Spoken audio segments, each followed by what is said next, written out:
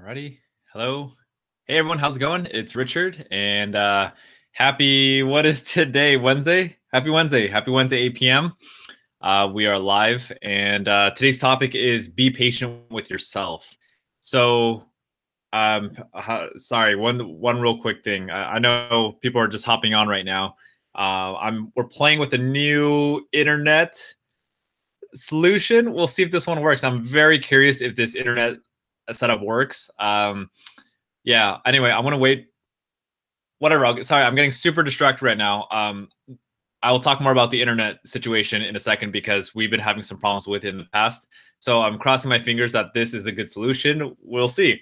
So I'm just gonna go ahead and just dive straight into this topic with be patient with yourself. So this topic came up for me today because for me today was kind of I don't know how to say this. It was a small day, but it was a big day for me too. So I've been running this whole, pursuing this whole motivational speaking thing for the past almost 3.5 to 4 years now.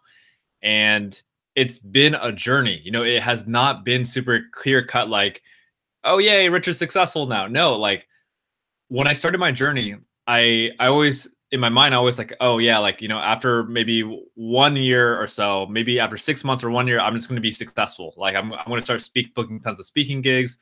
I'm ready for it. I'm motivated. It's been 3.5 years and it's been a challenge. And I don't know how to say this. It's like, sometimes things take longer than we expect and that's okay. So, hey, Don, good to see you on. Yeah, like I said, that it is perfectly okay to take your time. So where do I start with this one? Okay, so I'll start with I want to start with my own personal story, and then I'm going to transition into how being patient with yourself is really, really important along the journey, and how it might support you with your own journey. With your own challenges of maybe comparing yourself with other people. How do you resolve that? So here's really where the context came from for me today. Today was literally the first day I have ever straight up called a school and asked if they wanted to book me. I've never ever done that in the past. I thought about it many, many, many times. I've just never done it before. And part of it is, I don't like quote unquote what they call cold calling, like calling schools, calling people that they may not necessarily know who you are. It feels kind of weird to me. It's like I don't like salespeople, and it took me so long to get to this point to finally pick up a phone and make a phone call because I had all these stories. I had all these like the stories of feeling like a salesman, like feeling like like I'm that sleazy salesman. But what was amazing about today when I called, I did it with integrity. When I called people, it wasn't like, hey, you should book me. It wasn't like that. It was, I'm calling you because I believe in this service that I'm providing. And it took me 3.5 years to get to where I am today. If I made a call a year ago or 2 years ago, I would have been very scared to make the call and I wouldn't have understood what I was offering. And it's a balance. It's like, sometimes we are afraid to do things. And the best way to learn is just do it anyway. Like what I realized is there was so much hesitation for me before I picked up the phone and I just made a call. And to me, it's funny because, here's what I'm doing right now. In my mind, like, bear with me as I share the story. It's like, I'm 28 years old. This is like, I've had so many opportunities to quote unquote be a good salesman in a way, quote unquote. And I think about all those young hustlers that are 21 years old or, they're in college and they're making tons and tons of sales calls, network marketing, they're hustling. And I'm going to be honest, a lot of these, I don't want to stereotype or judge people in network marketing companies. I know there's a lot of great people, so I'm totally not discounting that. But I will say a lot of my perspective is like, a lot of people in network marketing companies are very salesy. They're very, I gotta hit a certain goal. So I'm gonna book as many appointments with people as possible, so I could, share with them this quote unquote life-changing product that will make a difference in their lives. Hey, Kitty Marie, good to see you on. Oh, good to see you on. Carla, good to see you on as well. Tom Sergis is in the house. Let's see. Tom says, where do you get all your topics every night to keep up the great work? Literally, it's so if for anyone who is interested in like where does Richard get his topics? Literally, I come up with my topics about 5-10 minutes before the live stream, and what I do is I just reflect on today, and I think about what's kind of like the biggest lesson that I learned today, or usually it's like what's that, like what was the message of the day for myself. And for today, be patient with yourself was a conversation that came up for me. It was this reminder that, yo, Richard, like, I don't know if you realize this, but it's taking you 3.5 years to get to where you are as a speaker right now. It took you 3.5 years to make your first cold call as a speaker.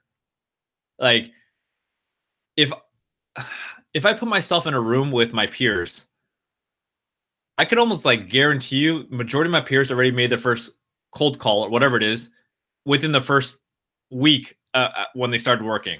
Like, I've resisted sales so much in my life that I haven't made a cold call till today. But I'm grateful. I'm so happy that I did it in a way that was in integrity with myself. You know, I've always struggled with this because one thing I really value is human relationships. And salespeople, how do I say this? Salespeople kind of piss me off, but I don't hate on them either. You know, I understand that salespeople they're human beings. They're doing their job. They're trying to learn and grow. And some people, like, let's talk about a DirecTV salesman. I'm just using DirecTV. I don't know. That's the first thing that came to my mind. Or let's do solar panels. Solar panels are huge right now. I don't know if you get those phone calls, but I get solar panel phone calls all the time. Like, they keep calling, hey, are you the homeowner at this blah, blah, blah? You know, right now we're offering some incentives to upgrade your home to solar. And I'm just like, no, thanks. You know, it's like, goodness. So I feel like I hit my point, but I also didn't. I'm kind of beating around the bush a little bit. So let me summarize super quick my story, and then I'm going to get into your questions and talk a little bit more about the importance of being patient with yourself. Okay, so to summarize my story. It took me 3.5 years to finally do my first ever cold call, to reach out to a school and say, hey, you know, I'm speaking, and you know, here's my services. Do you have an assembly coming up? Would you be interested in booking it? And the reason why I'm sharing this with you is not to impress you, because it most definitely, in my opinion, how do I say this? It's nothing to brag about that it took 3.5 years to make a first call. And however, again, I'm also proud of myself because I've always tried to do things with integrity. I've always tried to do things in alignment with myself. And like, I guess in a way, I had to be very patient with myself to get to this point where finally I had not only the courage, it took courage, but it also took like self-conviction. It took me 3.5 years to finally realize almost like my worth, understand the value that I provide as a speaker. And obviously this is very, very raw, open. So any principals or administrators who are watching this, you know, like these are public videos. So what's funny is I'm going to be reaching out to a lot more schools around this area, around where I live, in the upcoming days. So I would not be surprised if an administrator such as yourself watches this video. But that's okay. Like, this is what my channel is all about. It's about being raw. So it's weird. It's like, you know, we always want to cater certain content to people, but anyway, like this is for all of you watching this, not necessarily the administrators watching, the people who might hire me to speak. Anyway, let's get on with the point. The point is, be patient with yourself. And if you are struggling with kind of like wishing you were smarter, wishing you were able to you had more talent in this area of your life, just know that it will come with time and practice and persistence and patience. So don't worry if you don't, quote unquote, get it or have it down yet. It's okay. Like, just be patient with yourself. It's again, I wish I was booking speaking gigs at least 2 years ago. It didn't happen, but that's okay. Like that's literally part of the journey. That's part of Richard's journey. Like I don't know how to say this. It's like I had to do exactly what I had to do. I had to go through all this crap. I had to go through all these challenges that I had to go through in order for me to finally be comfortable enough and whatever courageous enough to do this one little thing. So here we are. Okay. Enough talking about me. Let's dive into these questions, the brief little questions I see here. Carla says, how are you? I'm doing great. Life is good. I'm very grateful that I am sustaining a positive mindset day to day. You know, as human beings, I believe we all go through hardships. We all go through challenges. We all have moments of insecurity. We have moments of wanting to give up, beat ourselves up. And I've most definitely had plenty of those in my life. And in these past, I would say 2 months, past two, maybe even 3 months, I'm going to say 2 months. These past 2 months have especially been a blessing for me. 2.5 months. There we go.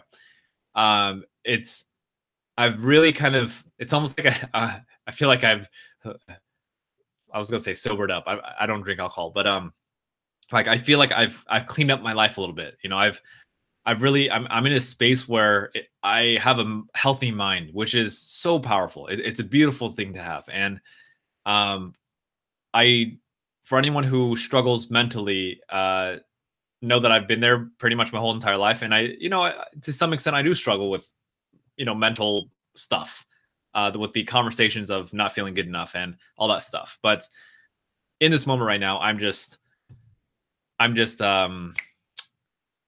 good. I'm grateful.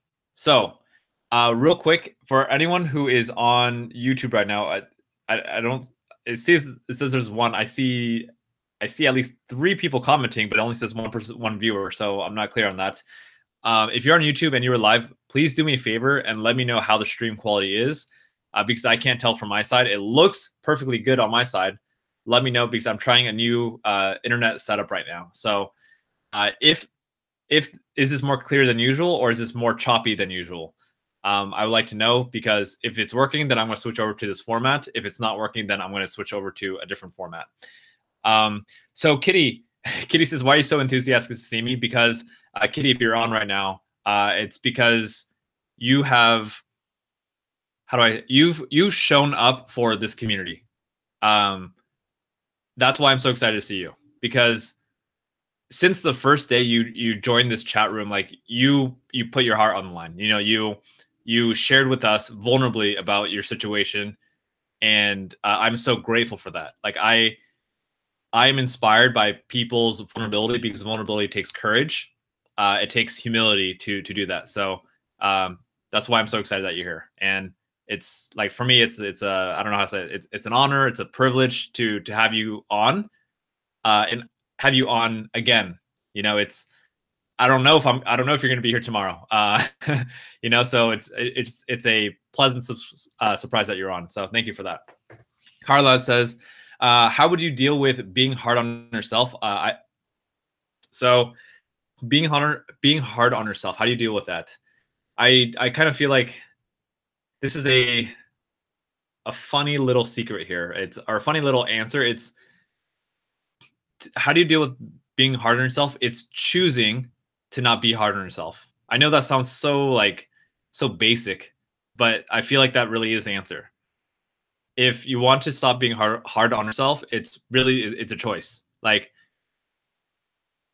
so obviously I'm not explaining deep enough if that's that simple. So first of all, I still believe in that answer. If you want to not be so hard on yourself, just choose to stop being so hard on yourself. Now, what's getting in the way of you choosing to be harder on yourself? If I were to just dig apart my own experiences and apply it, I would say commonly why we're so hard on ourselves is because we have very high expectations of ourselves. We compare ourselves with other people. We compare ourselves with where we think we should be, and we're not achieving it. So therefore, like grades is an easy, simple example. If we're not getting straight A's and we expect straight A's, and we see other, our classmates all getting straight A's, we have this expectation. Oh, I got to get straight A's. Oh, I'm getting B's and C's. Man, I'm not doing well. And we're hard on ourselves.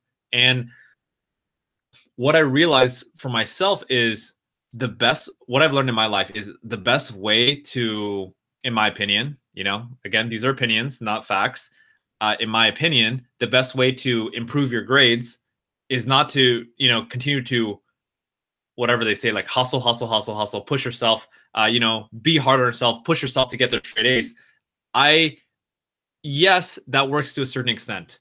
However, I personally believe if you want to get, I'm gonna call it, if you want to get straight A's in life, not just straight A's in school, if you want to get straight A's in life, you got to dig it at the root. You have to tackle it. You got to, you get to address the real problem that's deeper inside, which is the mind, the limiting self-talk. And if you want to increase, this is all a hypothetical situation. If you want to increase your B's and C's to an A, my recommendation is forgive yourself and be like, the voice is going to be like, oh man, you got B's and C's, man, you're such a failure. Like, we get to let go of that negative conversation. Again, we talked about this in yesterday's conversation. If you were on, we talk about this a lot, and I'll repeat it because I believe it's a really important thing to talk about. Super basic concept that pretty much everyone on here gets, but I want to clarify something very closely. So the basic concept is you got the angel, you got the devil on your shoulder. Angel's telling you all the positive things, devil's telling you all the negative things. I call this quote unquote the devil, negative Nancy or Felicia. Essentially, a lot of times in this little scenario, it's, oh, listen to the good voice, not the bad voice. So I'm going to repeat this again. I'm sorry if I'm repeating this and you've already heard this a million times, but I believe this is a very important distinction. So when you have the angel and the devil on your shoulder, my thing, like, I'm a huge supporter of practicing whatever, just overall love, compassion, acceptance. So not only are you loving and accepting yourself and other people, you're also loving and accepting the both internal voices that you have. The angel, the positive voice, you're also accepting and embracing and loving your negative voice. But here's the difference. Of course, if you want to live a happy life, you want to listen to the positive voice. But the main thing I want to mention here, the main thing that has changed my life was, instead of ignoring the negative voice, it's not about ignoring the negative voice. The negative voice is going to be there. So how I frame it, and what's been really, really powerful, what's changed my life, is instead of trying to ignore it and like, oh no, I'm just gonna listen to this one, guess what? That little pestering voice is going to keep being there. So what you need to do is, again, this goes back to being hard. If you're being hard on yourself, that negative voice is being hard on yourself. Like, you're such a loser. Like, you're stupid. You can't do it. What you do is, instead of ignore it, because if you ignore it, it's just going to keep pestering you even more. You have a bad relationship with it. So what you really want to do is you want to address it with respect. Hey, hey, negative Nancy, I acknowledge you. I acknowledge, you feel that way. I acknowledge you feel that I'm inadequate, stupid, not good enough, not capable. I respect that. Like, that's your opinion. Hey, there's a nice warm cottage in the back of my mind. They got pancakes. They make some flipping pancakes back there. Do you want to go hang out back there? And negative Nancy's like, yeah, sure, I'll do that. I don't know. Like, in my mind, Nancy is someone that I love. It's that negative voice in my head is someone that's like, it's like a little kid. It's like a pestering little kid, and they're gonna come and they're gonna like bother you, and I'm just like, hey, like, with love, it's like, hey, just go chill back there. So Nancy goes away and goes chills in the back cottage in her little resort, and I go listen to the positive voice that's gonna drive me forward. So back to you, Carla. How do you deal with being hard on yourself? So whenever you have that conversation, that negative voice that comes up, like, you're not good enough, you can't get good grades, you don't deserve this, you don't deserve this relationship, no one likes you. That's negative Nancy talking. Love and accept that voice. Let it go chill in the back of your head. Just respect it, like, but let it go. Time out. Go on vacation for a while and then focus on the positive. So I'm going to keep repeating that over and over, because I'm a huge believer in this idea of loving that negative voice. but just telling it to, please, kindly telling it to go take a break. That's it. Don't try to ignore it. Okay. Let's see. Kitty Marie says, "Oh, thanks, Richard. If you can speak Taiwanese, please say something, then translate to English." I don't. Goodness, if you're saying Taiwanese specifically, my Taiwanese is awful. I'm not literate, fluent in Taiwanese. I can speak a little bit of Mandarin. Mandarin's easier for me, but I'm still not fluent in Mandarin either. But I do understand Mandarin. I don't understand Taiwanese. Taiwanese specifically Taiwanese is more of a traditional dialect. So I know tiny phrases in Taiwanese like "well tambo." Tambo means I don't understand. So yeah. Or Japun, which means like it's time to eat. So those are like one of the few phrases I know in Taiwanese. 可是你要我讲中文的也可以，我可以讲一点点。现在我的 accent 没有说很好，可是因为我说英文的时候会跟中文 kind of mix. So I just said I can't remember what I just said. Pretty much what I just said was like, yes, I can speak Chinese. However, like when I'm speaking in English, what happens is my English accent influences my Chinese accent. So it becomes like Americanized Chinese.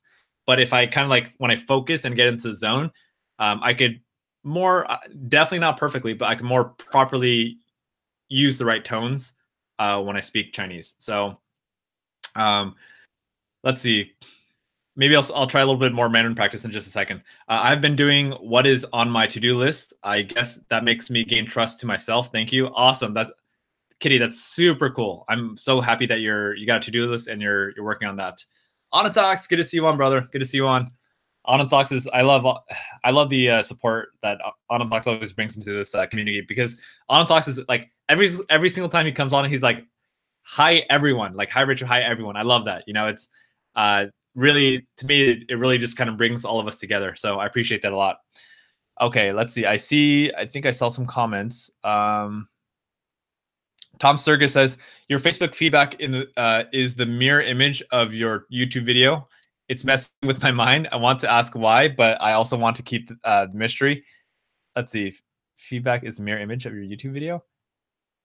Let's see. So I'm guessing, I don't know. I think, yeah, I don't know which. Let's see.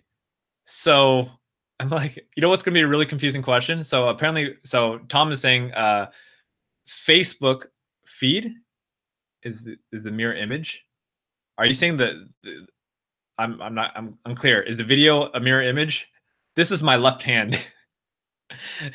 Windows on the left on Facebook, right on YouTube. Oh, I see. Got it. So normally what I do, here. So yeah, YouTube is on my desktop, and then Facebook is on mobile right here. Anyway, okay, I'm here. Okay. How? Okay, so what I'm gonna do, I'm gonna practice my Mandarin for just a little bit. Yeah, just for fun, and I'll translate. Yeah, 有人现在听得懂我在说什么吗？Let's see. I don't know what to say. 我的中文没有说很好，可是我应该还要继续讲，练习比较多。Let's see. 好，我觉得我的中文一点点embarrassing，因为没有说的很好，所以我应该just说英文好不好？好 ，Okay. Yes. So pretty much all I just said was like, I don't remember what I said before, but my Chinese is not that great, and I felt a little bit embarrassed, so I'm just gonna speak English. But that's okay. If we got people who understand, I don't know. Okay, let's go. Some Spanish. I took this is bad. I took 4 years of Spanish, and I wish I still remembered it. Like I never applied my Spanish, so it just ran away from me. unfortunately. So I could, out of reading, listening, and speaking, I would say I could probably read Spanish the best. It's not that great, but at least when I look at something, it kind of makes sense, or I can kind of guess what it says. Uh, I haven't practiced listening comprehension or speaking Spanish in the longest time, so it's like it's hard for me to like listen and understand what people are saying. It just I've lost that like touch. So yeah, I wish though. Okay, let's do this. I want to get back to the topic. Topic. By the way, feel free to ask questions along the way. Most of you know how the live stream works. It's Q&A. Ask any question about anything, and we'll talk about the main topic. So we have a focal point to work towards. So be patient with yourself is the conversation of today. Let's see. I know I've mentioned this on previous streams, but I don't know how to say this. I'll speak for myself for a second. I believe really in terms of the quote unquote the purpose of life. I've always mentioned it to be happy. And the thing about being human beings is that we get to choose how do we want to live our lives. So I have a lot of friends like any Tom Sturgis, like any of my Thrive friends when they're on. Hey Richard De La Fuente, good to see you on, brother. Any of my Thrive friends, like I consider all my Thrive, my entrepreneur friends, like they're all hustlers. Like they're all people who are constantly, hustle, like make a difference in the world, work really hard. So that's my kind of stereotype impression of all my entrepreneur friends. Like these people are, their life is all about hustling. And in my mind, like I know I'm stereotyping and that's not completely fair, but like in my mind, I'm like, I just right now, and I feel like this applies for a little bit, but right now I feel like I want to live my life balanced. So let's talk about speaking, for example. I know people. I have some speaker friends who speak almost. I know a speaker who speaks over I think 200 days out of the year. Like pretty much, it's ridiculous. Like he's pretty much speaking every single school day of the year. It's nuts. And for me, like I don't want to go speak every single day of the year. Like that's way too much speaking for me. It's not what I want to do. I want a balance. I want to be able to speak, make a difference, but I also want to be able to do simple things like just engage with you online. It's just simple things. What else? I also want to relax. I want to be able to go on trips. I want to be able to enjoy, like my friend Jake Valentine says, I want to be able to enjoy the life part of life. So Jake Valentine is another speaker friend of mine. And this is interesting. And now I'm thinking like, how many times do I want to speak each month? That's a great question. I think I gotta think about that a little bit more. If I were just off, like my gut instinct or feeling right now is, I feel like I would want to speak. Right now, that's a tricky question. I feel like it's very seasonal. So the cool thing about being a speaker in the youth market is that it correlates with school. School is only 9 months out of the year, which means I have little breaks where I don't need to speak the whole year. So I think that works out really well. In my active season, I think speaking, I want to say on average 3 times a week. So 2 to 4 times a week, it would be great. It's nice it's fun to travel. It's fun to engage with students and, like inspire people in a live audience. Like it's a cool energy.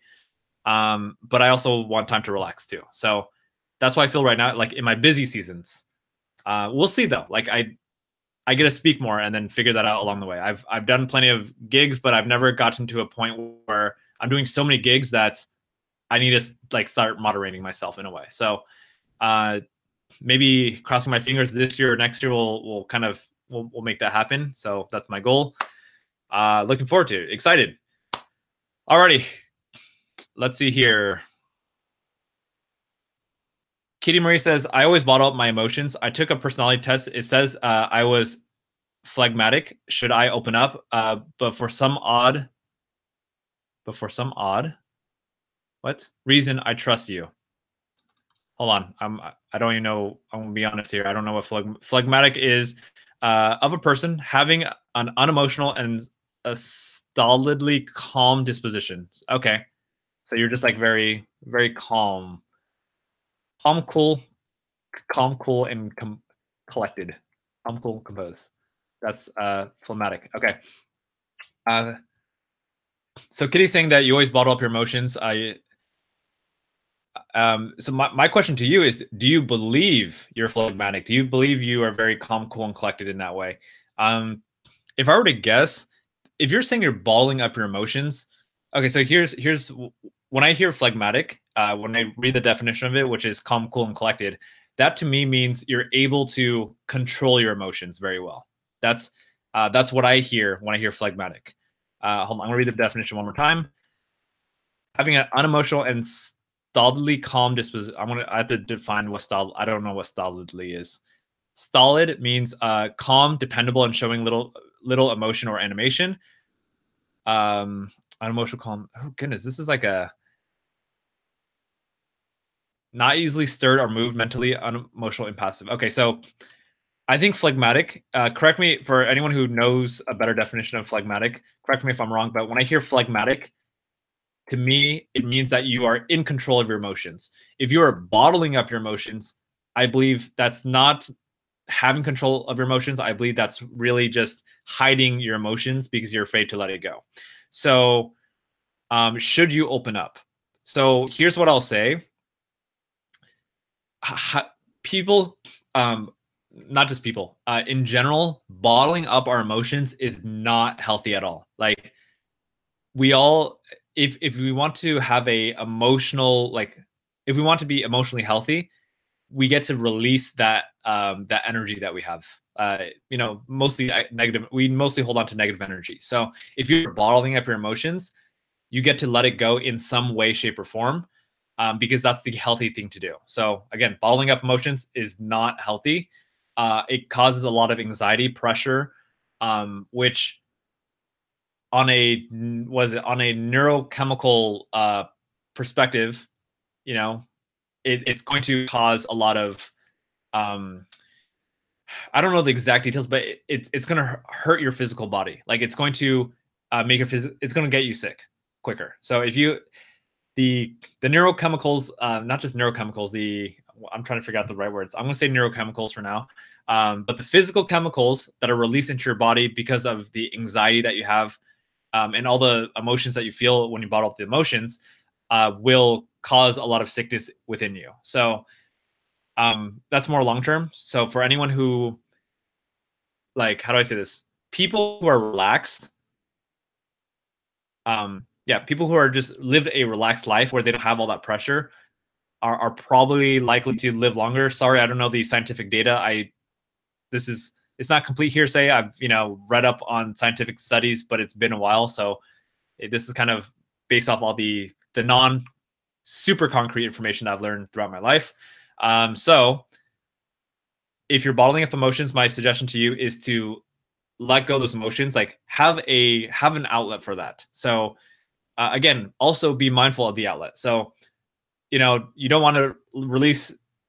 There's certain areas, there's certain ways you could release it properly, and there's ways that are probably not the best. So, for example, you've probably seen someone who has exploded on, like emotionally just exploded on someone. Like they throw a tantrum, they start yelling, they start screaming. That is the release of emotions. The release of emotions is great. The thing is, obviously, you don't want to scream at someone, because that's not helpful for a relationship. That's not respecting other people. So if you got a lot of emotions that you're dealing with, and sometimes honestly, dealing with emotions can be very confusing and complicated. So how you deal with that is slowly build up that self-awareness. And for example, when I had a lot of emotions as a young kid, high school, how I released my emotions, because I was very shy. I didn't tell anyone about the problems that I had.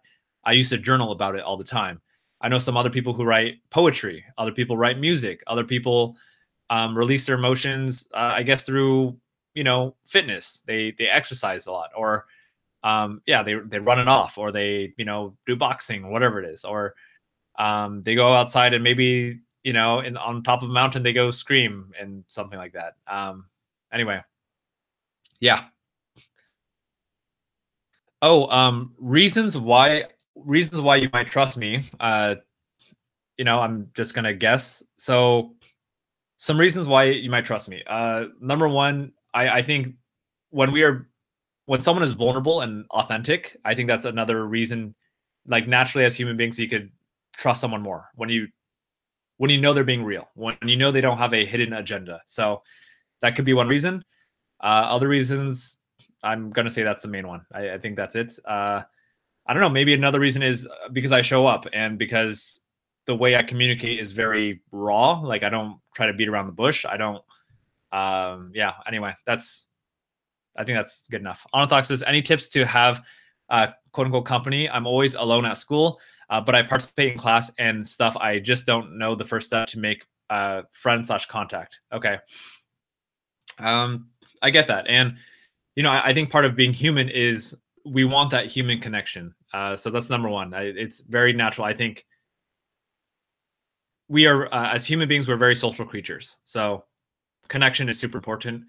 How do you build that connection? How do you build those relationships with people? Let's see here. I'm kind of thinking back at my olden days. It's like I remember when I was in the 5th grade, I was a little bit of a teacher's pet because I wanted that connection. So I stayed after school every single day to hang out with my 5th grade teacher, and I helped her, like clean the desks, clean up her room, because I wanted that connection. So that's what I did in 5th grade. And how do I say this? Growing up throughout grade school, I did have friends. Elementary school, middle school, I would say I was able to hang out with a somewhat cool group of friends. So kind of like the cool popular kids in some way. So I felt good, but even when I was hanging out with them, I felt inadequate. And then once I got to high school, I felt like my freshman year was kind of confusing. I had kind of like quote unquote a lot of friends, but they weren't close relationships, and so I felt very insecure. I never felt like I belonged. I did find friends my sophomore year, which ended up being like my best friends for life, pretty much. But even then, I was not really certain. Like, are these friends I really want to be with and stuff like that? But they're still my best friends today. Okay, so what's the first step in making friends? I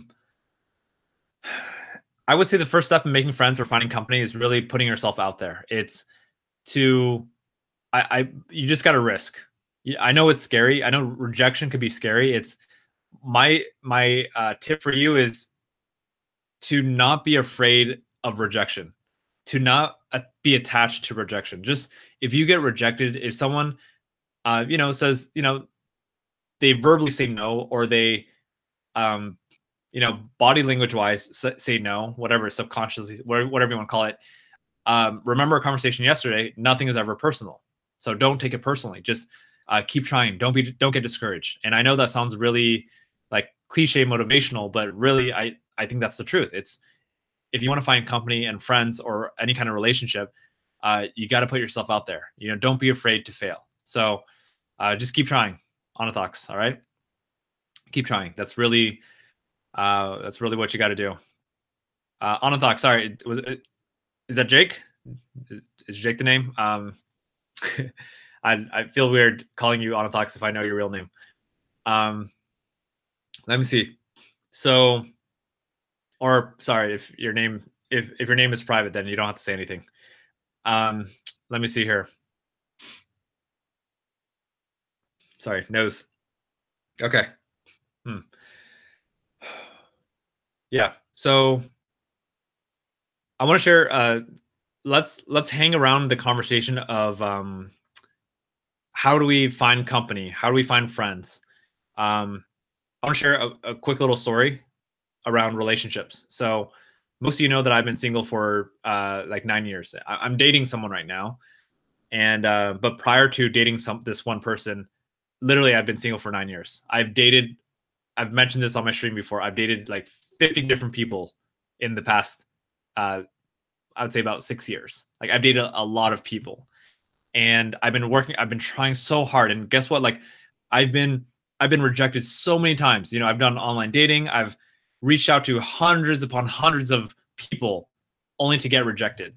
And you know, of course, you can imagine if you get you know, no responses, people, you start talking to someone, they talk a little bit, and then they ghost you, they stop talking to you. You can imagine the stories that one might create. Like I started creating stories that, oh, Richard, you know, like you're not worthy, you know, you're not good enough, no one likes you. So it's very easy to come up with these stories. And I'm also thinking about my friends. I know I have other friends who, you know, in their lifetime, they've never ever been in a relationship before. And finally, for the first time in their life, they get into a relationship, or, you know, they start dating someone and it doesn't work out, and they feel super depressed that, that it didn't work out. But really, it's like what we get to understand, or what has helped me, is nothing is ever personal. Like don't put all your, how do I say this? Don't put all your self-worth on one person. So if someone rejects you, just, it's okay, move on. You know, there's plenty of other people out there. I'm just gonna say there's plenty of other fish in the sea, which sure. And don't worry, like in regards to putting yourself on a thoughts, anyone else, in regards to putting yourself out there, just put yourself out there. Keep trying to meet people. Don't worry about if you get rejected. Don't worry if you get put down. There's two things that's going to happen. Number one is you're going to learn. You're going to learn how, you know, whatever the social skill part of it, like you're going to learn that technique, and you're going to start to be more aware and understand people's reactions and how people want to, you know, react with each other. It's unfortunate, you know, we have this social norm, we have this social culture where we have to abide by certain rules to be accepted. So I think it's important to understand the rules so then we could break them. So understand the social rules, understand what people like about certain things about us, and then after that, it's like, you know, once we understand it, like you can break the rules, just do whatever you want, be yourself, all that kind of stuff. Yeah. Or you could just say, you know, screw the rules, I don't really care, and just be yourself. If you have that like confidence and conviction, which I never learned to not care about what other people think about me until after building this the social awareness part of it.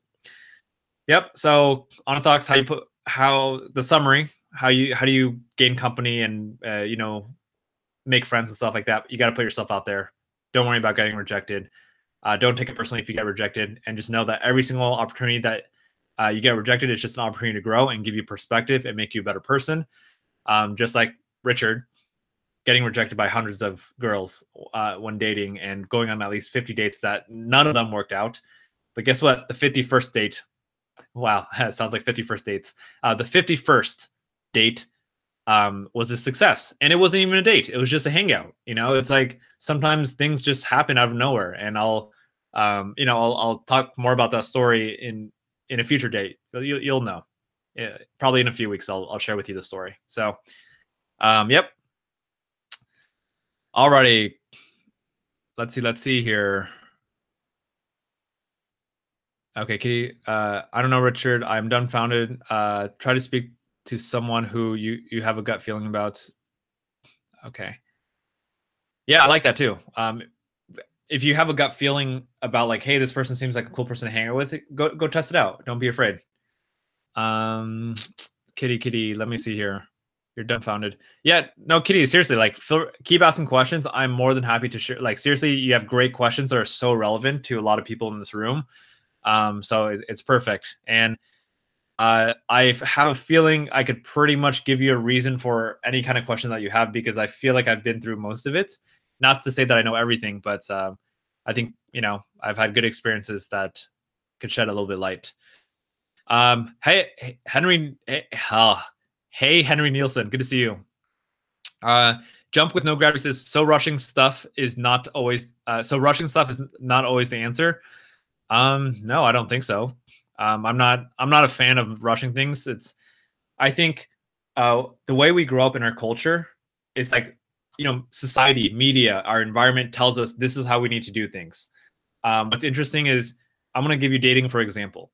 What I realized with dating, it's like, after I started dating the girl that I'm dating right now, her name is Christine.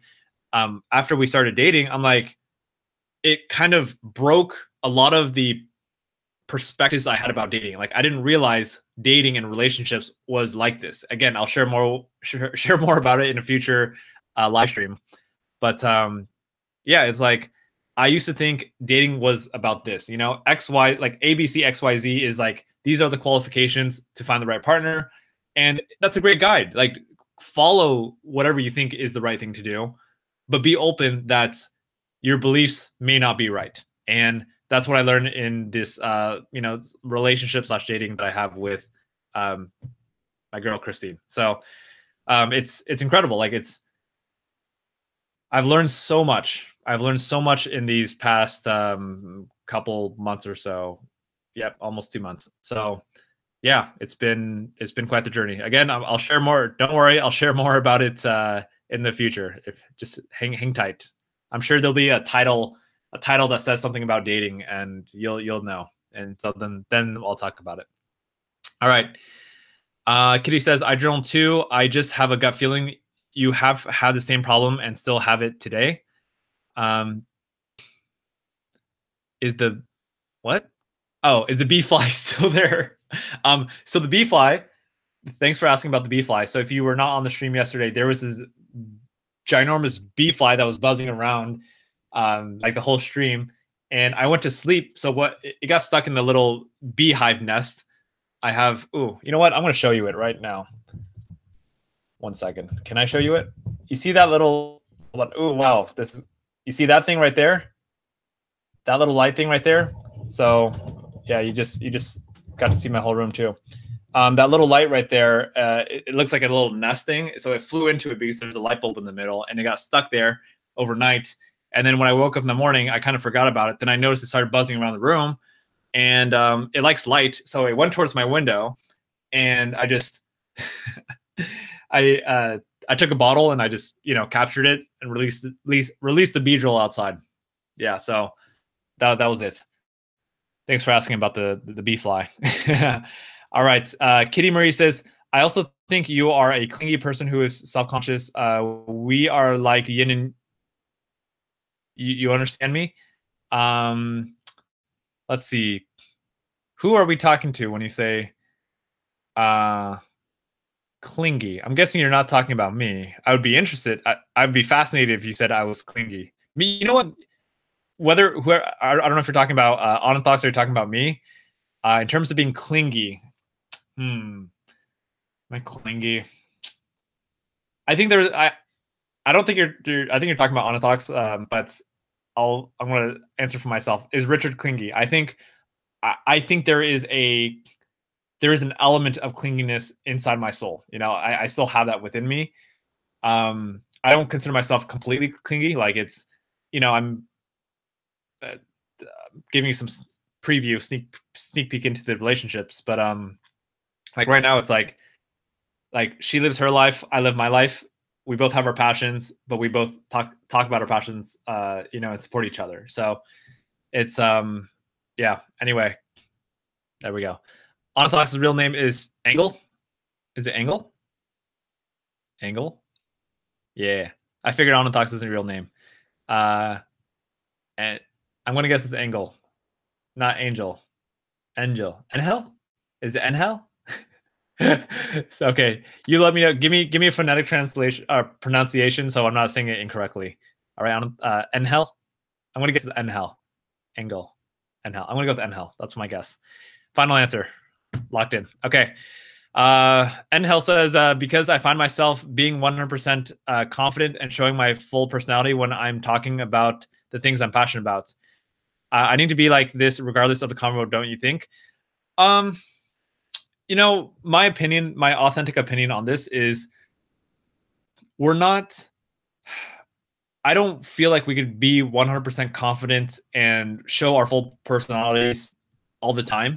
I think that is the goal. I think we should strive to always be 100% confident in showing our full personality all the time.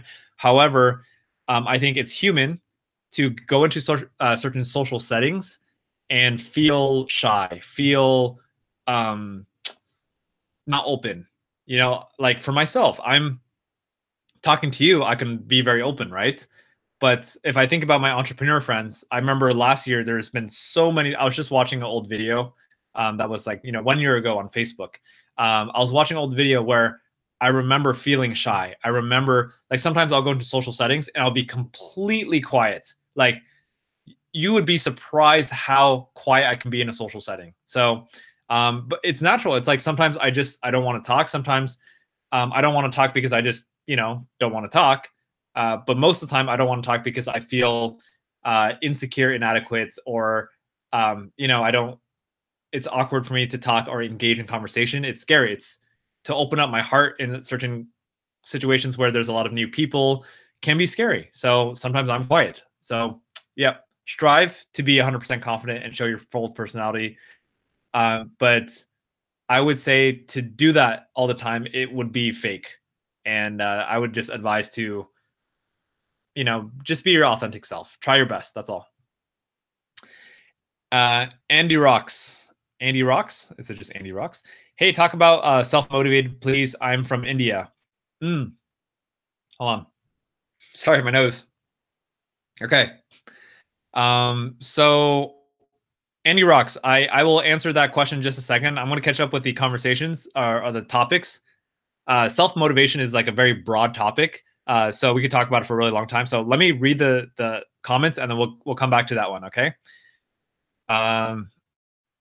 Everything will tie together. You'll see, Andy Rocks, but we'll get there very, very soon. Stephen Nguyen says, how would you bridge the gap from just meeting someone into getting them to hang out and then eventually being good friends and even dating? Okay. Great question. So how do you bridge the gap between just meeting someone and hanging out and eventually being good friends and even dating? So Stephen and anyone else, for anyone who is interested in learning how to date, I feel like there's kind of two paths. There are a lot of paths, but the two paths that I see right now, to keep it simple, one is I'm going to call it the authentic route. And the second path is going to be the playing the game route. So the authentic path is just be yourself.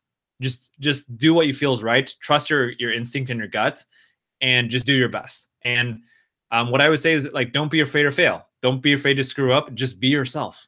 And I know be yourself is so cliche and general. Like trust your gut on every single decision. So let's say you're, Steven, you're interested in girls, and let's say there's this one girl that you just met and you want to be her friend, and maybe possibly date her. She's cute, whatever. So my recommendation to you really is, if you want a serious relationship, authenticity is the best place to start. Be genuine. It's like, sure, maybe you have butterflies, you think she's cute. It's okay to, be shy. It's also okay to, hey, let her know that you like her, but also be careful with it. Like I would be a little bit more, if I were to, this is more playing the game side, but honestly, I would be a little bit more conservative about it. Like I would be a little bit more, my opinion, not right or wrong, just my opinion. My opinion is to just, sometimes telling people you like them too soon can be off-putting. Oh man, I can contradict myself right now as I speak. At a younger age, I almost say at a younger age, like high school and younger, not being so upfront is the safer thing to do. I don't know if it's the right thing to do, because right now I'm going to tell you, my 28-year-old self, my present day self, or any like the past 5 years self, I would say just be upfront. You like someone, let them know. Hey, I find you attractive. Like girls like that confidence. Girls, not only do they like that confidence, but it's just like on a real, on an authentic level, the fact that you're willing to be vulnerable and open it's a turn on. It's like, oh wow, that takes a lot of courage to open up and say that, because the girls can understand, shoot, like that takes a lot of courage, like even I would be scared to do that. So that puts you on their radar. That puts you as like, oh shoot, like this person likes me, and they'll start processing and thinking, can I see myself with this person, like things like that. So I don't know, I'm authentically a fan of just being open and honest. So All right. So how do you bridge the gap between just meeting someone and getting them to hang out and eventually be good friends and even dating? Spend time, get to know them. It's honestly, if you want a real relationship, you don't need to force anything. Like literally, um, amor fati. Amor fati. Amor means love. Fati means fate. Love of fate, meaning just let things be.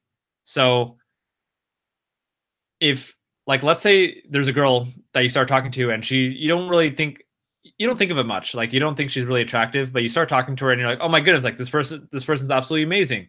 And then you get into a relationship with her. Let's say you're friends with her for like a year and you didn't realize that you would eventually be attracted to her. Like sometimes those are the best kind of relationships.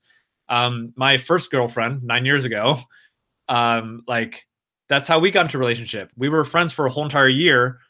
And then one day we just started, I don't know, something happened and we started liking each other and like, we were like obsessed with each other. Then we became boyfriend girlfriend. Like it just happened.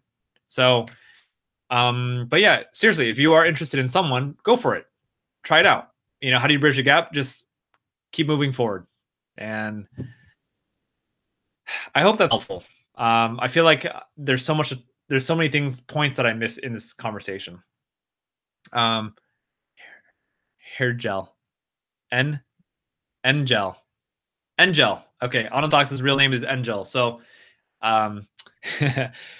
people we can now call Onathox Angel. Alrighty.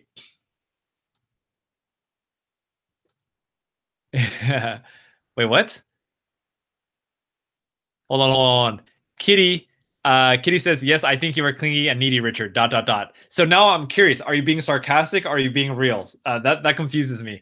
And the kitty says, am I hurting your feelings? No, you're not hurting my feelings. I'm starting to worry. I do not want to hurt you. Why on earth do I do this? I'm sorry, Richard.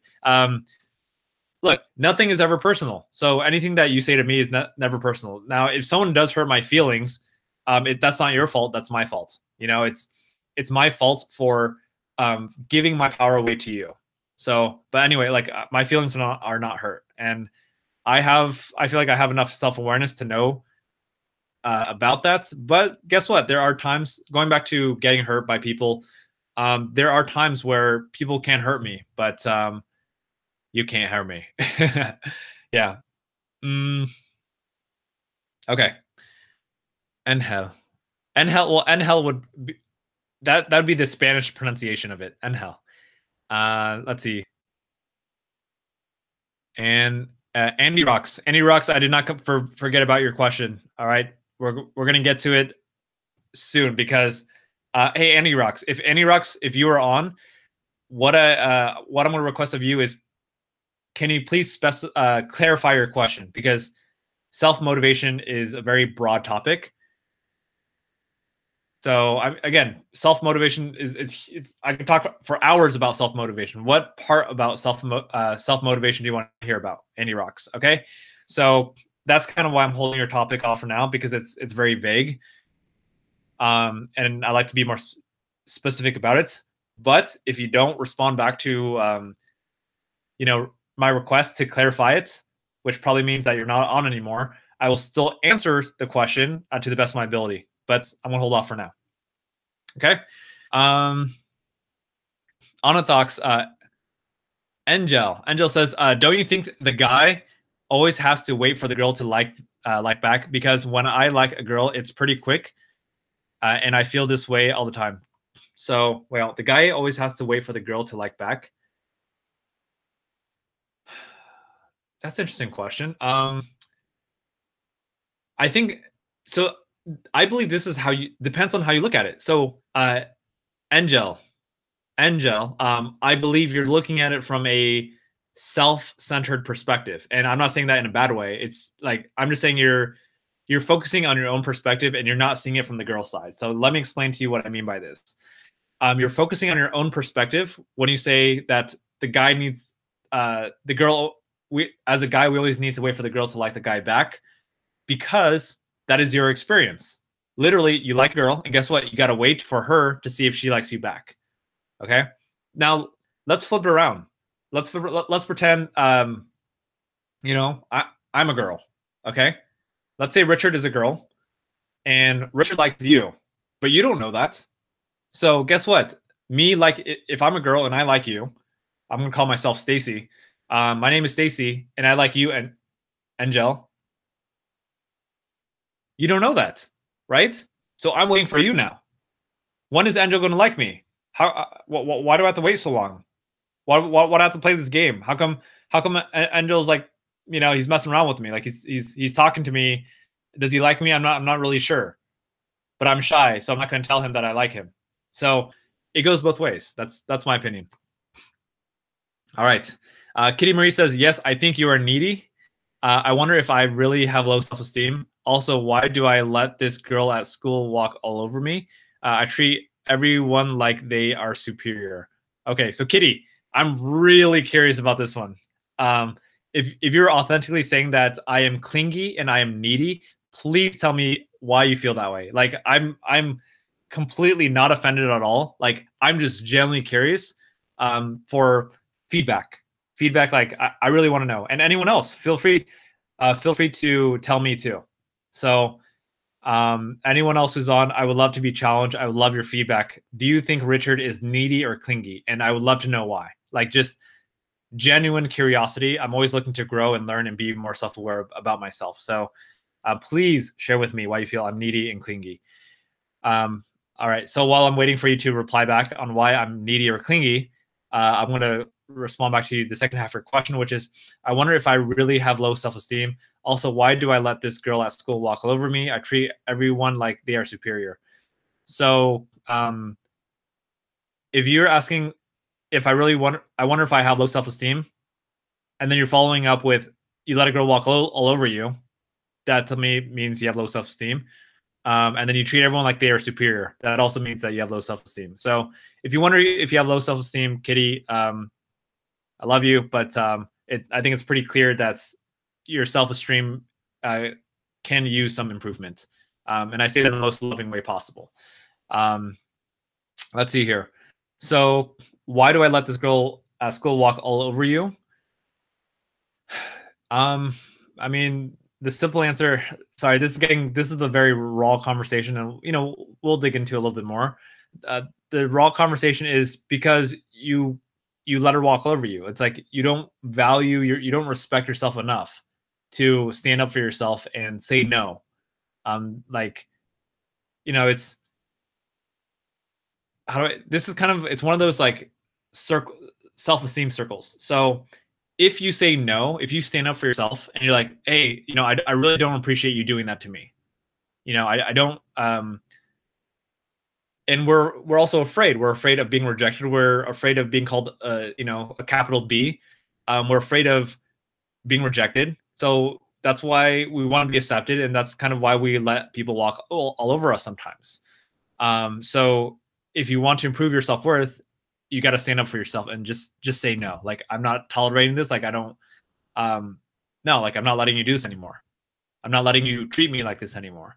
So when you do that, when you stand up for yourself, two things are going to happen. Number one, you're going to, not feel bad for, like, people are going to stop walking all over you so much. And number two, you're going to build up your self-esteem because you realize how much power and worth that you truly have when you stand up for yourself. Second piece of your comment was, I treat everyone like they are superior. I get it. I've been there too. And what I'll say is, it's kind of a learning process. Like, I remember, there's always like this, like, fangirl, fanboy, political hierarchy. Like, if you talk to, like, a whatever, we'll call it like a celebrity or a manager or a teacher. For me personally, I used to always look up to teachers, celebrities, things like that. And I used to always put them on a pedestal, meaning they were above me. And granted, sure, even today, to some extent, when I meet someone famous or someone that I highly respect, sometimes I get those butterfly feelings, and I do kind of put them on a pedestal, which I believe we should not be doing. I think we need to treat everyone as an equal, whether they are a celebrity or whether they are someone that we believe to be quote unquote less than us, because I believe all humans are equal. So yeah, I guess to kind of answer, how do you stop treating everyone like they're superior, is to know that everyone's just a human being. You know, like to know that every single classmate, every single teacher, every single principal, every single parent, every single celebrity, we're all just human beings and we're all equal. So um, the next time you think about someone like an authority figure, even though they might treat you like less, um, you got to stand up for your own belief, and you get to know that you are their equal, even if they demand respect. And parents are a great example. You know, my parents were very traditional; they demanded a lot of respect, and yeah. So what I know today is I do respect my parents, and I also treat them as an equal. You know, it's like this weird balance. It's this I understand their perspective. I respect their perspective, and it's a balance. It's, you know, I don't be a complete, you know, bow down on my knees to my parents, and I'm grateful that they're more open minded. Anyway, so there we have Stephen and Henry. I'm going to look at your comments in just a second. I'm going to read Kitty's comment because we're in this conversation. Okay, so Kitty says, in one of your old videos, you say you became happy and was very hopeful to the point you were worried she would nor answer back or dislike you. You was chatting with the girl on internet. Hold on. Hold on. Hold on. I don't know. I gotta reread that. In one of your old videos, you said you became happy and was very hopeful to the point you were worried she would not answer back or dislike you. You were chatting with a girl on the internet. Hold on. I gotta read this another time. In one of your old videos, you said you became happy and were hopeful to the point that you were worried she would not answer back or dislike you. You were chatting with a girl on the internet. Chatting with a girl on the internet. I wish I knew which video this was. Anyway, I think if you are referring to an old video, how do I say this? Cool. You know, like if you're saying it's an old video, my initial thought is it's an old video, you know? So like we as people change. So if you watch a video that was 1 year ago, a lot could happen in 1 year. You know, if you watch a video that was 6 months ago, a lot could happen in 6 months. So I'm guessing you're talking about the video. I'm trying to think. There's not too many girls. I've talked about a few girls on my videos. Like people I've tried to date and stuff like that. Anyway, again, like we're constantly evolving, and you know, in this moment, I really don't feel clingy or needy.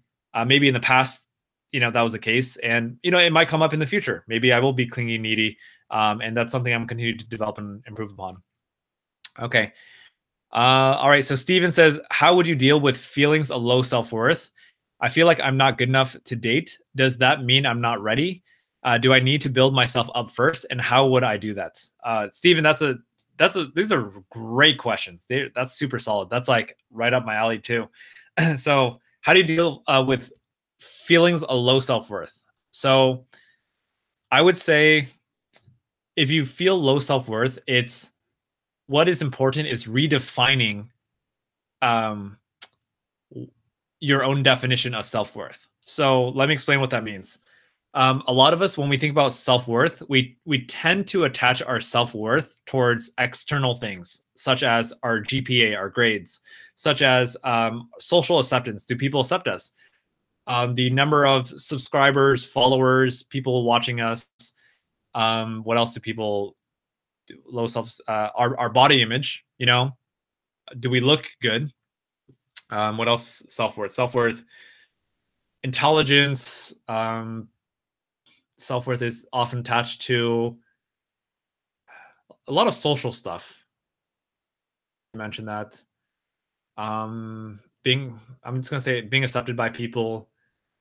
Self-worth is often attached to those things. Okay, so a lot of those type of things. So if you want to redefine your self-worth, if you want to improve your self-worth, I believe there are two ways to do it. Number one is you improve the certain, you know, the areas of your life that I just recommended or suggested to you, which is kind of like your body image.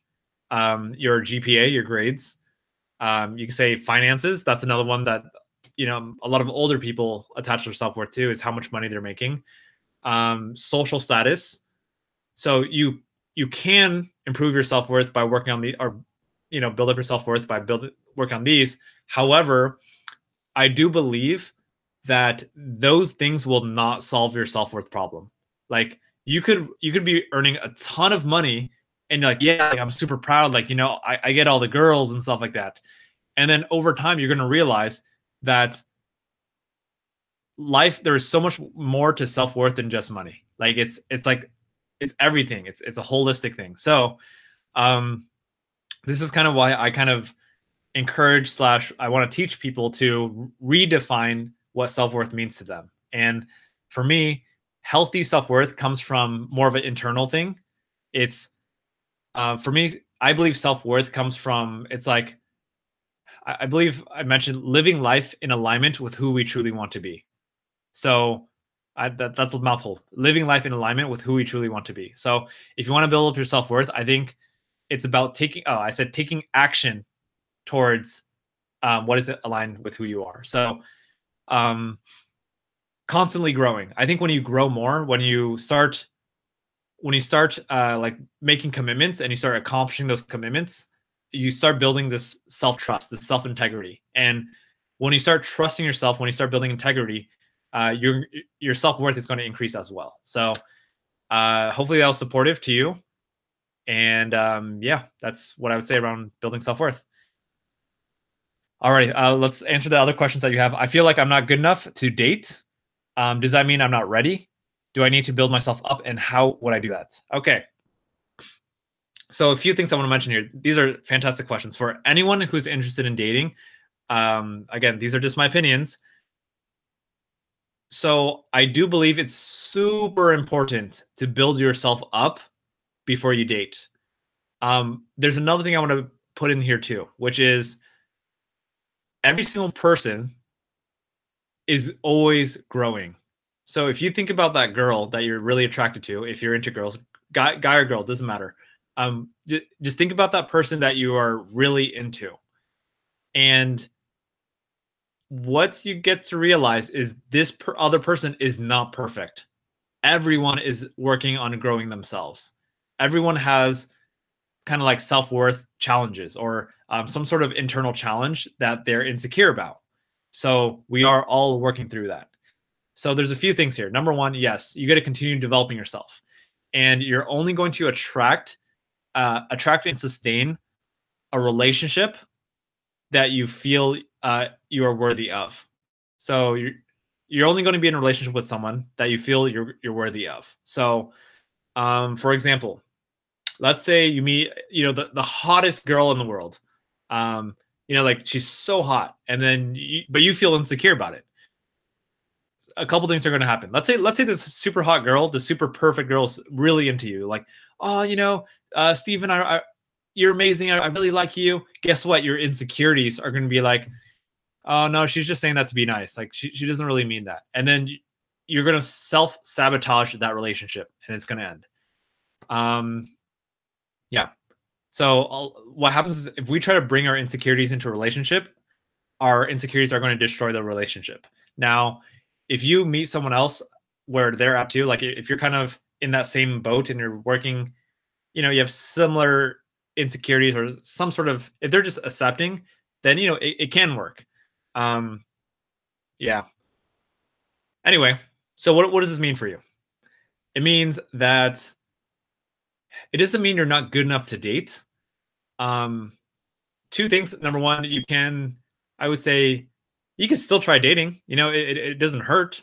I think when we date, we learn a lot. So don't be afraid to date. If you feel you're quote unquote ready to date, even if you're, hesitant, you're afraid, but you're like, you know what? I'll give dating a shot. Give it a shot. You're going to learn, you're going to grow. And that's the most important thing. Like, seriously, it's dating. Dating is just an experience to learn and grow with someone else. That's what I think dating is. It's not, don't look at dating as forever. Don't look at, you meet someone, they have to be your number one forever. And, it's serious. You're going to get married. Unless you feel it and you totally get it. Like, wow, like she's literally the one. And I mean, that rarely happens. It's possible. You hear about high school sweethearts. But yeah, just take it as an opportunity to grow. Let's see. Do you need to build yourself up first? We always constantly get to build ourselves up. And one thing I want to mention with relationships, if anyone is looking to get into relationships, I want to let you know that I believe relationships it's not, they always say like, oh, my other half. No, relationships is not half plus half. Relationships is a whole plus a whole. So 1 + 1. 1 + 1 coming together to make a beautiful relationship that you could share together. And yeah, so it's, you have your life, this other person has their life, and you come together to share and escalate the experiences of your individual lives. So I believe it's important to learn how to be independent when coming to a relationship, because if you bring your crap into a relationship, it's going to just destroy the relationship.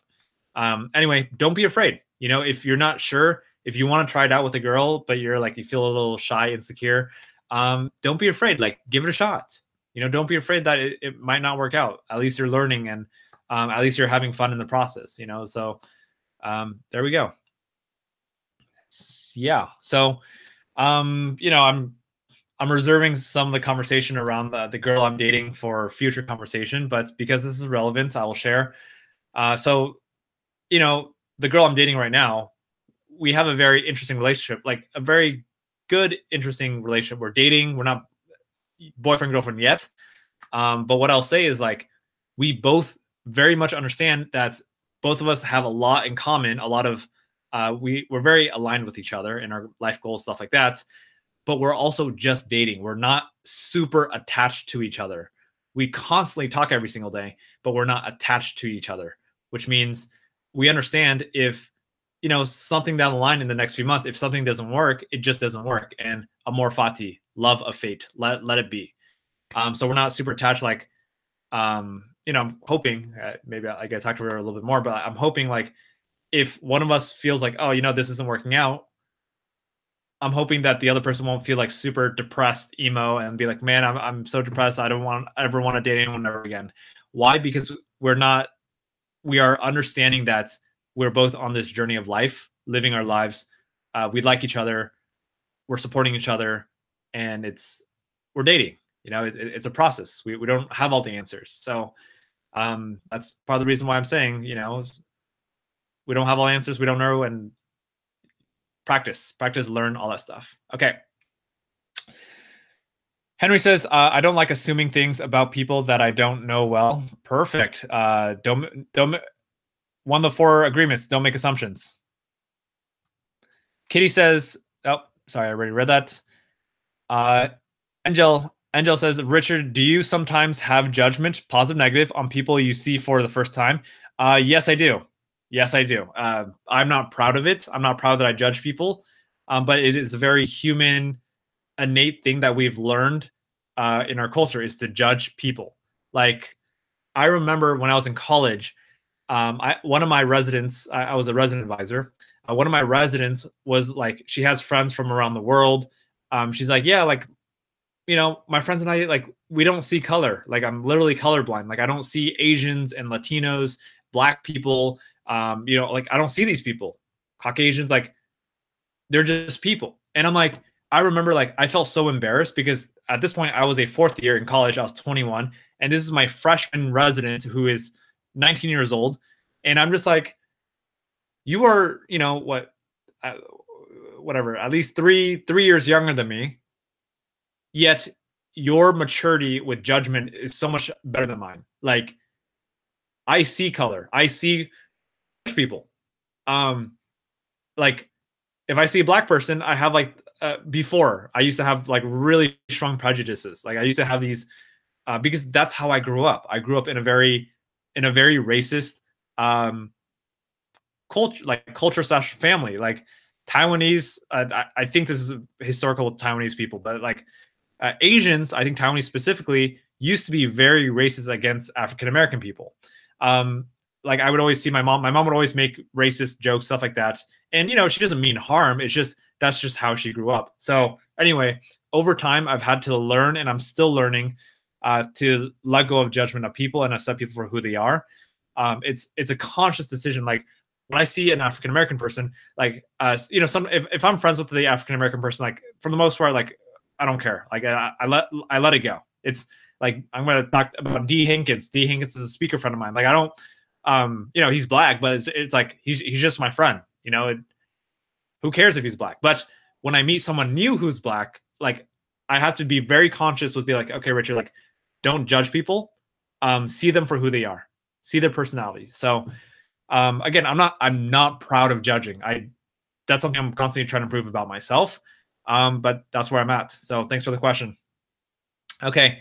Kitty says, thank you for being understanding. I like to know if I hurt your feelings because I want to feel happy. Everyone comes before me.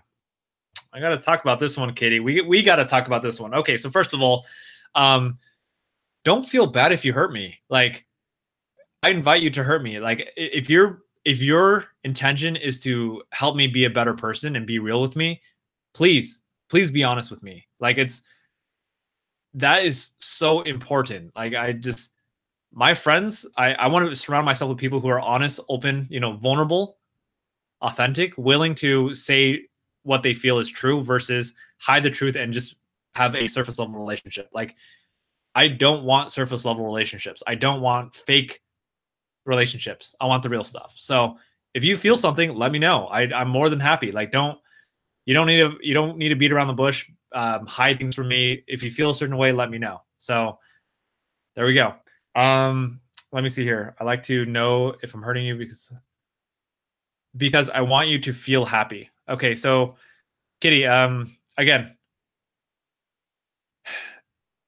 I think Kitty, let's have an open conversation here. So there's a few things I'm hearing you say here. Number one is I want you to feel happy. Second thing is everyone comes before me. These two things, I'm going to be very real with you here. These two phrases stem from low self-esteem. Number one, I want you to feel happy. So yes, great. I think it's great that you want other people to feel happy. Me too. Sorry if I'm judging a little bit, but knowing the person that you are, I don't want to make assumptions either, but I feel like you're trying to please other people. This is a little bit of the people pleasing side of you, because when you please other people, what that does is for you, it makes you feel good about yourself. But I believe when you please other people in your way, it's to your expense. Like it costs you your self-esteem to make other people happy. And I don't believe that's the right way to do things. I think if you're going to please people, you should do it from a place of giving and not expecting anything in return, if that makes sense. It's this, it's coming from a place of high self-esteem versus low self-esteem. So I want to read the second part, and sorry if I'm overanalyzing this a little bit, but my hope is that this will support you if it does. And if it doesn't, then you can just ignore what I'm saying. So you said, everyone comes before me. Wow. Like, I don't know. Do people hear that? Like, everyone comes before me. Like, really? Everyone comes before you? Like, why would someone say, like, why would you say that? And, I'm not trying to be offensive here, but like, you get to put yourself before everyone else. Like, love yourself, Kitty, I would encourage you to be selfish. I know you value giving and things like that. And, everyone comes before you. But you gotta love yourself too. So I see what you're doing. I get it too. I'm a giver. I'm a people pleaser. Like that's my nature. That's what I do. And I used to think it was all about, service, give to other people. Yes, absolutely give, but give to yourself first. Fill up your cup, let it overflow. So the overflow goes into other people's cups. Don't give your cup when it's half empty, because when you keep giving when it's half empty, you have nothing left for yourself. So fill up your cup and then overflow, have abundance and give. So that's the best way to do it, I think. It's take care of yourself first. Like people will feel so much more comfortable receiving from you when they know it's coming from a place of abundance, when it's coming from a place of overflow, as opposed to, you're giving because you're trying to get something out, like get that positive feeling / validation in return, you know. That's what I'd say there. Okay, hopefully that was supportive, and yeah, hopefully that makes sense. Okay, Angel says, if you need to build yourself up, does the other partner / person also have to do so? Yes. So here's what I think. I believe a healthy relationship requires growth on both sides and with each other. Like Tony Robbins says, if you're not growing, you're dying. Again, if you're not growing, you're dying. So if you're not growing in a relationship, it will, in my opinion, it will not succeed. They often say, for any young people here, I don't know if you've ever heard this phrase, but the phrase is, what is it? Know that the person that you love today is going to be different from the person that you love tomorrow. Pretty much what this means is, as human beings, we're constantly evolving, we're constantly changing. So the person that you meet today, let's say Stacy. I'm just going to use a name. Stacy is the filler name that I use. So let's say you're in a relationship with Stacy, and you're infatuated with her, you love her, quote unquote, you love her, and you're just like, oh, she's the most amazing person in the world. Guess what? 5-10 years from now, you may still love Stacy, but Stacy's going to be a completely different person. That person that you knew 5 years ago, that Stacy that you knew 5 years ago, is not going to be the same person. They're going to change. They're going to evolve. And what happens if you two are not growing in your relationship, I believe, will eventually fail. Like, it just, not only will it stay stagnant, but it's like, it will, I don't want to just say it'll fail. I want to give you a reason why it's going to fail. I was going to say, because there's no growth. It's like, there's no movement. Like, I don't know. I just feel like that motivation will be lost. So I'll give you my own personal example. 9 years ago, when I was in a 3-year relationship with my best friend at the time, and girlfriend at the time, and still my best friend till this day. Her name is Vivian. How do I say this? I believe one of the biggest reasons why our relationship ended was because our relationship didn't grow. Like, I was not willing to grow myself. I take responsibility for the fact that the relationship didn't work out because I didn't grow, and I wasn't open to, I'm going to call it, I wasn't open to a growth mindset. I had a very fixed mindset, meaning I thought, this is the way I am, this is the way it is. No, I think fixed mindset, I have a feeling people still, have relationships with a fixed mindset. So it is probably possible, but grow. Please focus on building yourself up and being with someone who's willing to build themselves up as well. That's my opinion. You can disagree with it. That's perfectly fine. And I think some people have fixed mindsets. Some people don't grow, and they're still perfectly happy the way they are. But not my opinion. That will work out. Okay. Alrighty. Oh, so sorry. One last thing. In response to Anathox or Angel's question,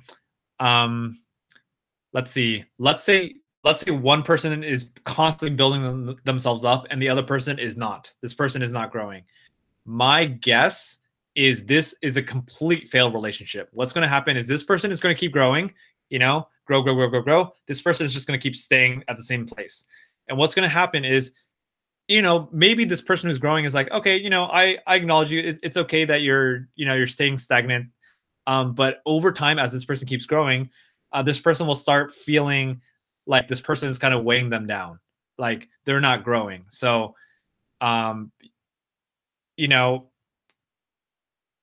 if this person's growing, they're going to want their partner to grow, at a similar speed as they are. And that's what my relationship is with Christine. One thing that attracts me to her is the fact that she is so into growth, and it pushes me every single day to grow myself. So we're both into growth. So we're all always challenging ourselves, learning every day.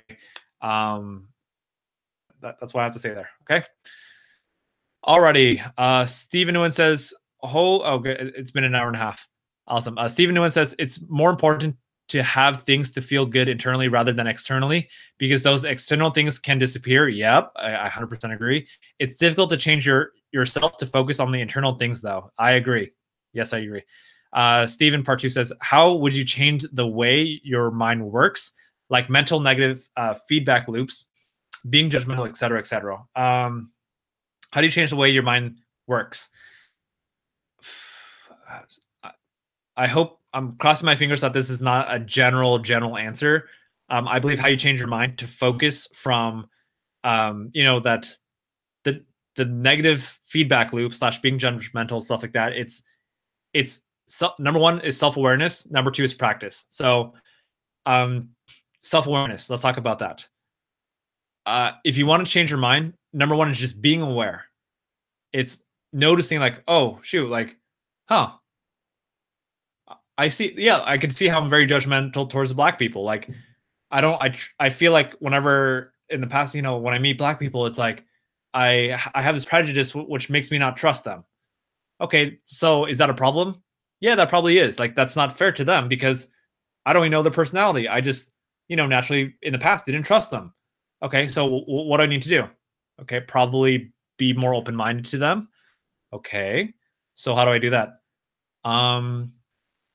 Instead of judging them off the bat, changing it so I'm more open to what they have to say and getting to know who they are as getting to know their personality and their character versus their skin color. So again, to me, how do you change your mindset to do that? It's self-awareness, and then two, what I say was action, practice. So like, whenever I have these internal things, like, whenever I meet a black person, it's not like I always be like, I tell them, hey, I'm very judgmental towards black people. Sorry, I feel like this conversation could be perceived as super offensive. So for anyone who's just hopping out on hearing me talk about this, about black people, stuff like that, I want to give some context. If you're just hopping on, I want to say I grew up in a pretty racist environment. Asian people typically stereotype a lot against African Americans. And I'm not trying to be racist here. I'm trying to use a past example to exemplify a certain point, which is awareness and then practice on changing the conversation, just being aware and intentionally practicing to change the conversation. So that's what I have. Okay. Roy says, do you ever listen to Alan Watts? I feel like someone suggested that a few streams ago. I know there's another Alan something. I don't. Ooh, oh yeah, I do remember. I just watched the Alan Watts video last week. He was giving a lecture, like it was like 5-7 minute clip. I can't remember the exact thing, but I don't listen to Alan Watts a lot, but I watched that one clip. Yeah. Kitty says, when you are enthusiastic to see me, it lets me know I am liked and I have a purpose here. I need your approval. Thanks for helping me learn about myself. Kitty, you're welcome. And here's a few comments I want to say around this. This is very meta. So let's see. When you're enthusiastic to see me, it lets me know that I am liked and I have a purpose here. So what I'll say here is, look, I naturally, I'm naturally grateful that you're here, and I am excited that you're here. So let's talk about self-esteem and self-worth. For anyone watching this and you want to build up your self-esteem, it is okay to lean on other people to build up your self-esteem. So for example, in this case, you see that I like you, you got a purpose here. It makes you feel good, right? Sure. That's okay. I would say more temporarily to let that build up your self-esteem. We need that sometimes. Sometimes like when we don't believe in ourselves, we get to believe, hold on. How do there's a little quote here.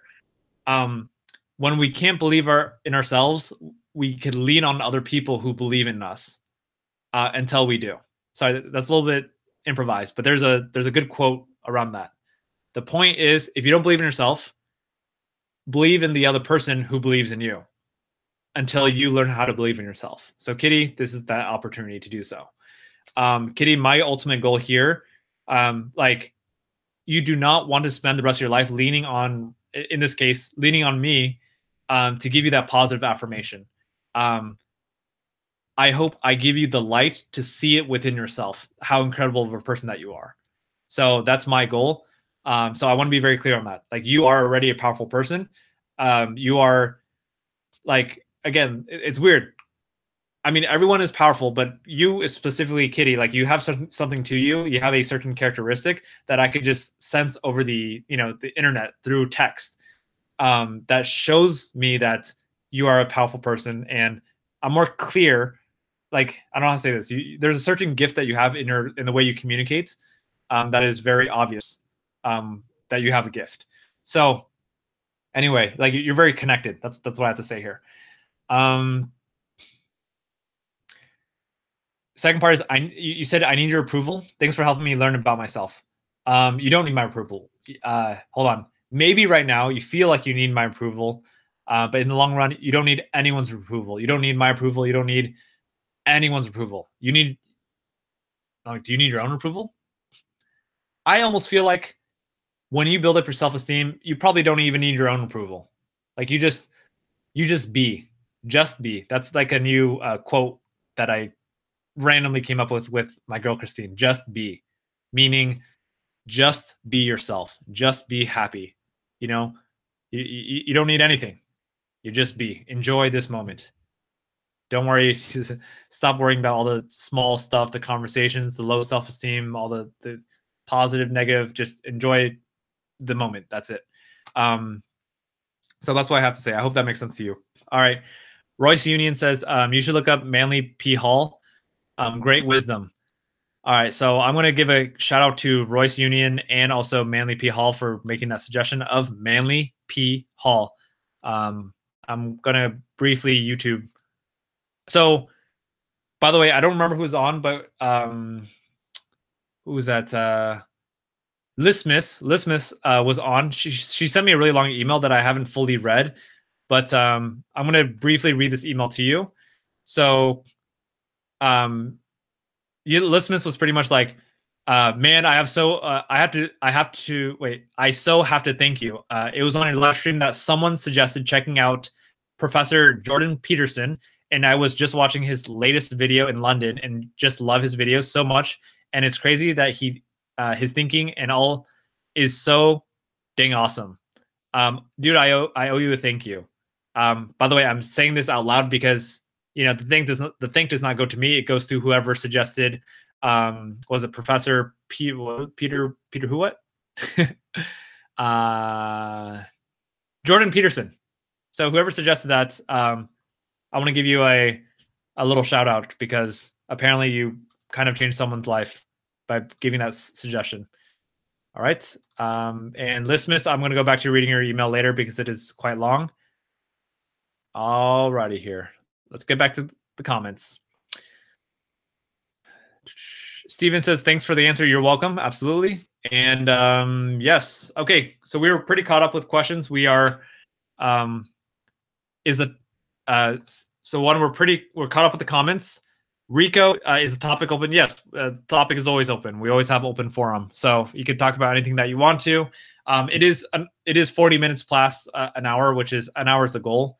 But if you look at the past 5 live streams, it's always been over an hour. But with that being said, I get to wrap it up because, I get to have a life too, as do all of you. But Rico, if you have a question, I'll be happy to answer it. While anyone is asking any last questions for the evening, I am going to start winding down, which means I'm going to talk about the topic of today and then sign off. Okay. Hold up. Before I sign off, I'm going to check my calendar because I know there's a day where I can't stream. Nope. I'll be good. I'll be on for the next 2 days streaming, but Saturday I won't be on. Okay. For anyone who chooses to hop off at this moment, have a good night. Anyone who stays on, let's wrap this up real quick.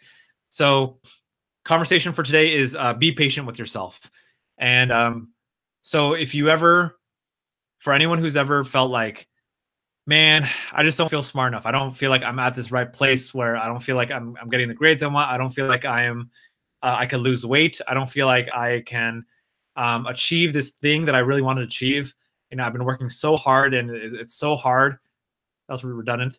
Um, I just want to say, be patient with yourself. Like sometimes there's a cool quote, which is it takes 10 years to become an overnight success. And I love this quote. It's awesome.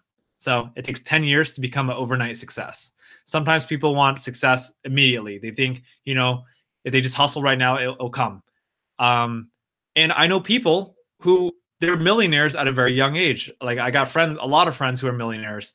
Good for them. Great for them. But I like this idea of it takes 10 years to become an overnight success because it teaches me patience. It's like, stop focusing so much on the results. Just enjoy the process, enjoy the challenges, the struggles, the imperfections. Like my speaking journey has not been clear. Like I know speakers who are younger than me, who are making far more money than me, booking far more gigs than me, and you know, speaking to far more students than I am. And I want to speak to more students so I can make a bigger impact and also make a living and make more money too. All of the above. So, but it's okay. Like, you know, I don't know exactly how long it'll take, but mindset wise, I'm finally seeing it. Like, I believe next year, no, this year, I'm gonna start booking a lot of gigs. But I think if I'm being very real, 2019 is the year where my speaking career is like really going to start taking off. That's my guess. This year, again, people are going to start noticing me. They're like, oh, hey, did you hear that Richard Cole guy? Like, speak to, like, he was awesome, whatever. Like, I could see 2018 is the year of people getting to know who I am, who Richard Cole is. 2019 is people are going to know who Richard Cole is. So, in the speaking market. And, yeah, I think 2020, awesome number. I think 2020 is just like, you know, if I choose to, boom, you know, but be patient with yourself. Like things take time. I wanted to be a successful speaker. I want to be a successful speaker, you know, 3 years ago, but it takes time. Be patient with yourself. You're going to get there. Okay. Let's see. As Angel Onathak says, good night, everyone in the stream. And you're welcome. You're welcome, Kitty. You're welcome, Steven. You're welcome, Angel. Thank you for saying thank you. And thank you for being on. I always enjoy seeing all of you on and supporting and having these great conversations. Without all of you here, there would be no live stream. And I'm not being cheesy about that either. Like literally, imagine if no one was on. This conversation would have ended very quickly, maybe after 15 minutes, and we wouldn't be talking. But we're an hour 45 later, and we're still talking. Okay. Good night, everyone. Have a good night. See you tomorrow, 8 p.m. Pacific Standard Time, Los Angeles time. Good night. Bye.